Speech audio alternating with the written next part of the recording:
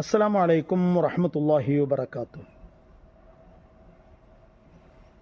അഹ്സാബ് യുദ്ധത്തിൽ, ഖന്തഖ് യുദ്ധത്തിൽ, യുദ്ധം എന്ന വേദനാജനകമായ ഭീഷണി അത്ര കാര്യമാക്കാനുണ്ടായിരുന്നില്ല എങ്കിലും മറ്റു പല കാര്യങ്ങളും മുസ്ലിം സേനയെ പ്രത്യേകിച്ചും വേട്ടയാടുന്നുണ്ടായിരുന്നു.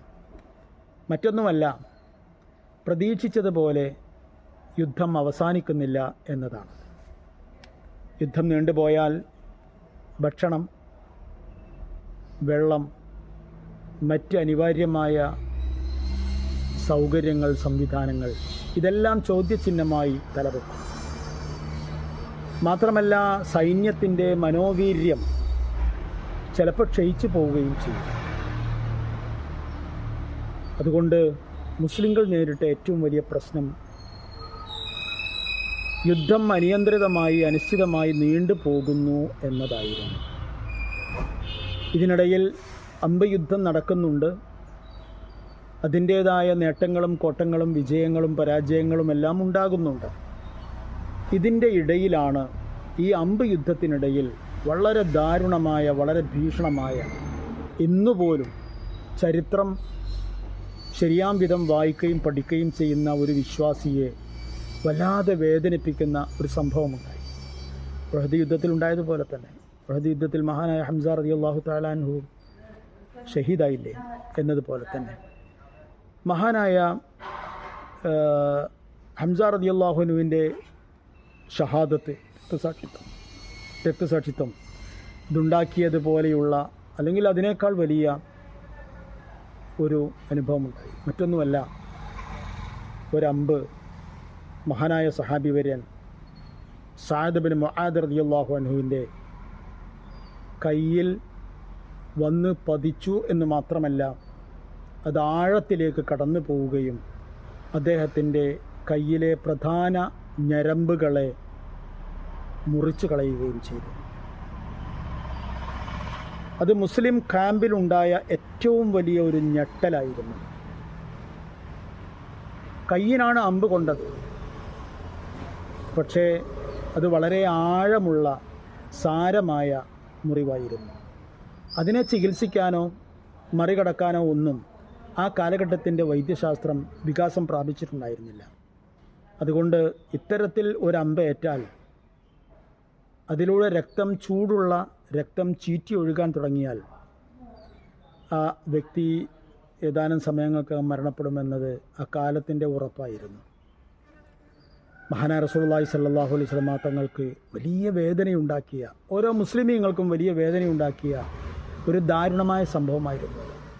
ബനു അബ്ദുൽ അഷ്ഹൽ കുടുംബക്കാരനാണ് സഅദ് ബിൻ മുആദ് റളിയല്ലാഹു അൻഹു. അദ്ദേഹത്തെ നമ്മൾ നേരത്തെ ബദർ യുദ്ധത്തിൽ കണ്ടിട്ടുണ്ട്. ബദർ യുദ്ധത്തിൽ ആളില്ലാതെ, അർത്ഥമില്ലാതെ, ആയുധമില്ലാതെ നമ്മൾ യുദ്ധത്തിന് പോകണോ പോകണ്ടേ നബി അഭിപ്രായം സ്വരൂപിക്കുമ്പോൾ മദീനക്കാർക്ക് വേണ്ടി എഴുന്നേറ്റ് നിന്ന മഹാനാണ് മഹാനായ സഅദ് ബിൻ മുആദ് റളിയല്ലാഹു അൻഹു. അദ്ദേഹം പറഞ്ഞത്, അല്ലാഹുവിൻ്റെ റസൂലും പറഞ്ഞ ഒരു കാര്യത്തിൽ ഞങ്ങൾ പുറകോട്ട് പോവില്ല എന്ന്. അദ്ദേഹത്തിൻ്റെ വാക്കുകൾ അന്ന് ആ ക്യാമ്പിലുടനീളം വലിയ വൈകാരികത സൃഷ്ടിക്കുകയുണ്ടായി, ഈമാനികമായ വൈകാരികത. മുസ്അബ് ബിൻ ഉമൈർ റളിയല്ലാഹു അൻഹുവിനെയാണല്ലോ ആദ്യം മഹാനായ നബി സല്ലല്ലാഹു അലൈഹി വസല്ലം തങ്ങൾ മദീനയിലേക്ക് ഇസ്ലാമിനെ പരിചയപ്പെടുത്താൻ പറഞ്ഞയച്ചിരുന്നത്. അദ്ദേഹത്തിലൂടെ ഇസ്ലാമിനെ പരിചയപ്പെടുകയും ഇസ്ലാമിൽ എത്തിച്ചേരുകയും ചെയ്തൊരു മഹാനായിരുന്നു മഹാനായ ഔസ് ഗോത്രത്തിലെ ബനു അബ്ദുൽ അഷ്ഹൽ കുടുംബത്തിലെ സഅദ് ബിൻ മുആദ് റളിയല്ലാഹു അൻഹു. ഇസ്ലാമായതിനു ശേഷം അദ്ദേഹം ചെയ്ത പ്രവർത്തനങ്ങൾക്ക് കയ്യും കണക്കുമില്ല. ഒന്നാമത്തെ കാര്യം, ബനു അബ്ദുൽ അഷ്ഹൽ എന്ന കുടുംബം മുഴുവനും ഇസ്ലാമിലെത്തി. അതൊന്നാമത്തെ കാര്യം. രണ്ടാമത്തെ കാര്യം, ബദർ യുദ്ധത്തിന് അദ്ദേഹം വിശ്വാസപരമായ വൈകാരിക ഊർജം പകർന്നു. മാത്രമല്ല, ആ വാക്ക് പാലിക്കാൻ അദ്ദേഹം സജീവമായ യുദ്ധക്കളത്തിൽ മുന്നണിയിൽ തന്നെ ഉണ്ടാവുകയും ചെയ്തിരുന്നു. ഉഹദ് യുദ്ധത്തിൽ കാര്യങ്ങൾ ഒരു നിമിഷം പ്രതികൂലമായി വന്നു. പലരും നബിയെ വിട്ടുപോയി. എന്താണ് നടക്കുന്നത് എന്നാർക്കും അറിയാത്ത ഒരു പ്രത്യേക സാഹചര്യം സംജാതമായി. പക്ഷേ ആ സമയത്തൊക്കെ തന്നെയും മഹാനായ സഅദ് റളിയല്ലാഹു തആല അൻഹു നബിയോടൊപ്പം ഉണ്ടായിരുന്നു. അങ്ങനെ ഇസ്ലാമിൻ്റെ ഏറ്റവും വലിയ വികാരവും ഏറ്റവും വലിയ കരുത്തുമെല്ലാമായിരുന്ന സഅദ് ബിൻ മുആദ് റളിയല്ലാഹു അൻഹുവിനാണ് അമ്പേറ്റിരിക്കുന്നത്. അതും അതിജീവിക്കാൻ കഴിയുമോ എന്ന ആശങ്കയുള്ള അമ്പ്. നബി സങ്കടപ്പെട്ടു, സഹാബിമാർ സങ്കടപ്പെട്ടു.